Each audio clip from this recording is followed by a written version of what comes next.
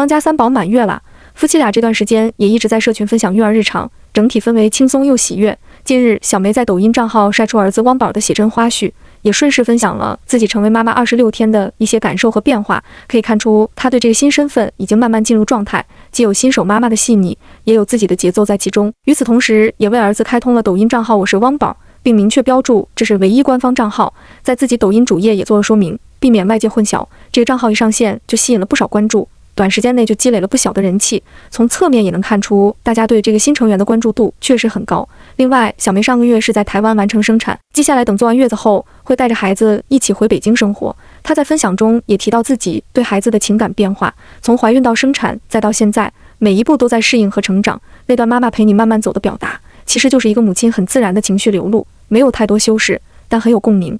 而这次释出的26天写真花絮，也让不少网友觉得画面感很温馨，小宝宝的造型也确实很讨喜，真的是新手妈妈真实写照，让人产生代入感。关于为孩子开设账号这件事，在的社群上也引发了一些讨论，有人觉得曝光时间偏早，也有人认为只是记录成长的一种方式，不同看法其实都可以理解。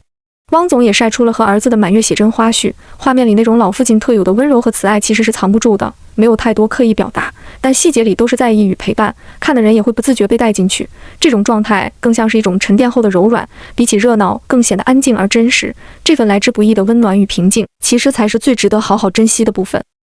就放这就可以啊？对啊，不然放这就可以了。他很独立的，从小就独立又坚强。会在他家在睡觉，他有点满醉，睡着了，晕倒了，对，睡着了，对，所以我都不用管他，你以为他干嘛？汪宝真的是一个贴心的小宝宝啊！有时候刷到汪总的直播片段，会发现他身上真的自带一点综艺感，不是刻意搞笑，而是那种很自然的反应，就挺有画面感。像小梅在月子中心要去洗头，把她和宝宝留在房间里那一段，她整个人明显有点紧张，又手足无措，那种紧张爸爸的状态特别真实。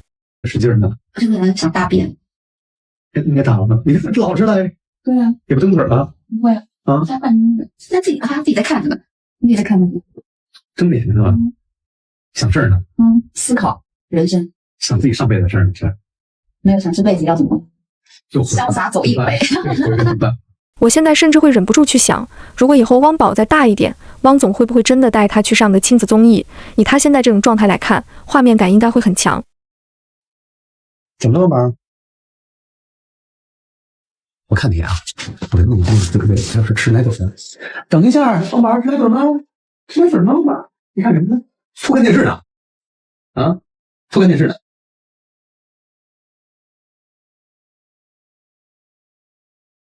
吃嘴的，不是啊，不是的。大姐，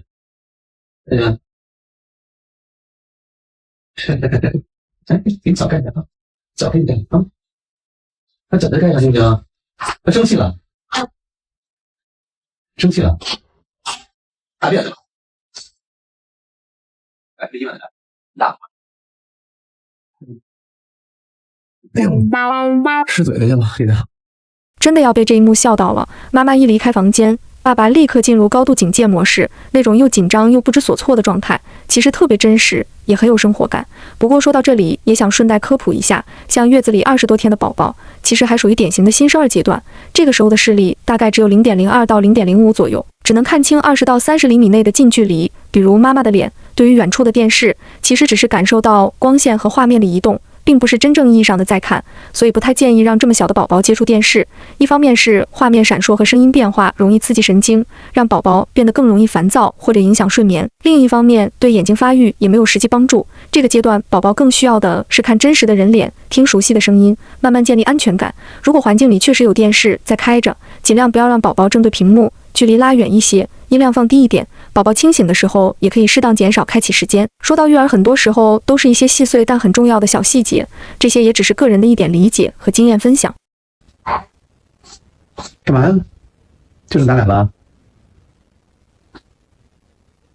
就是咱俩了？再使劲儿，我觉得你大便了。是大便了？当宝，当宝。有个问题想聊聊，大家家里有几个爸爸是会主动给孩子换尿布的，不怕大便，不皱眉，还能熟练操作的那种？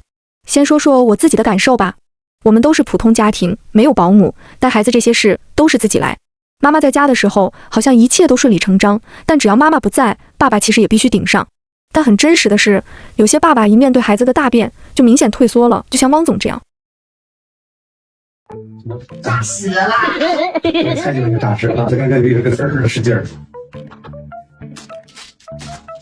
我也要吃了，朋友。哦，我也。昨天你那一坨震撼到我了。原来他每天都是有这个实力，太多了，昨天那大餐太多了，太多了。你是真的被吓到吗？啊，都真给我吓到了，这么一大坨，后来是深坑。什么叫深坑？真的会被汪总这一幕笑到。明明是个见过大场面的人，结果在自己儿子面前直接破功。这种夫妻俩在直播间里的互动，很像普通家庭里的日常片段，也难怪大家会越看越有代入感。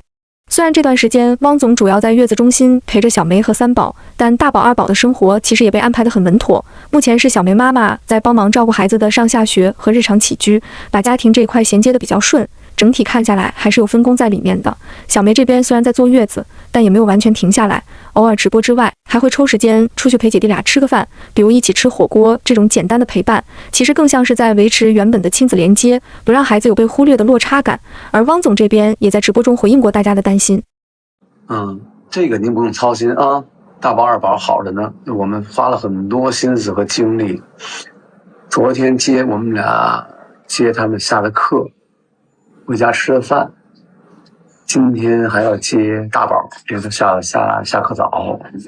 所以从现在的状态来看，他们各自都在自己的轨道上慢慢走顺，其实本身是有一定正面意义的，至少在家庭运转这件事情上，是在往稳定的方向靠近。至于外界的一些声音，我觉得也可以理解，每个人看问题的角度不同，但有一点我还是要说清楚，我分享这些内容不是为了迎合哪一方，我只是觉得汪小菲这件事本身更有正面的讨论价值，至少对我来说，它不只是在喊口号，而是都落在实际行动上。我也不是只看单一的一面，我只是基于看到的内容做一个相对理性的观察，有好的地方我会说，有值得讨论的地方我也不会回避不放大，这是我一直以来的表达方式。至于大家怎么看，可以保留各自的判断，信息是开放的，但理解是各自的，能交流当然很好，有不同看法也很正常，保持一点空间，反而更接近事情本来的样子。所以也希望有些人不要动不动就来我频道留言，说我收了多少钱才这样说话。我一开始做这个频道，其实也是被一些营销号的信息轰炸的有点疲惫，才想看看真实的声音到底有多少。